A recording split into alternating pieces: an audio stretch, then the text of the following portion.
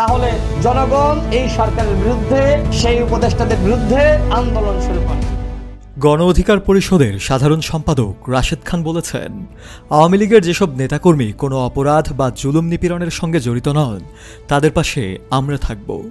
তাদের বিরুদ্ধে কোনো প্রতিশোধমূলক পদক্ষেপ নেওয়া হবে না।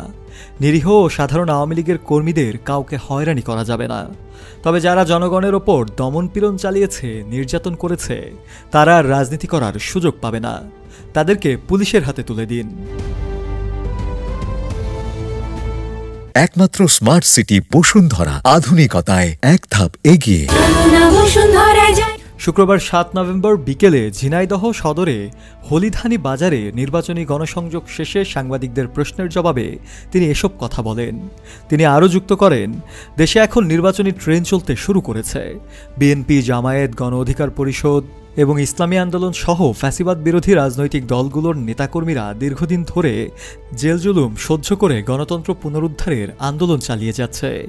আগামী নির্বাচনে যে দলই জয়লাভ করুক না কেন, আমরা জাতীয় সরকার গঠনের লক্ষ্যে কাজ করে যাচ্ছি। রাশেদ খান আরও বলেন, ঝিনাইদহ ২ আসনে যে প্রার্থী প্রতিদ্বন্দ্বিতা করুক না কেন, আমি তার জন্য শুভকামনা জানাই।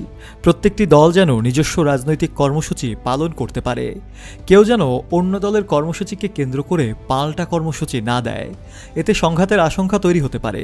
ফ্যাসিবাদ বিরোধী শক্তিগুলোর পারস্পরিক সংঘাত আওয়ামী লীগের ক্ষমতায় ফেরার পথকে সহজ করে তুলতে পারে।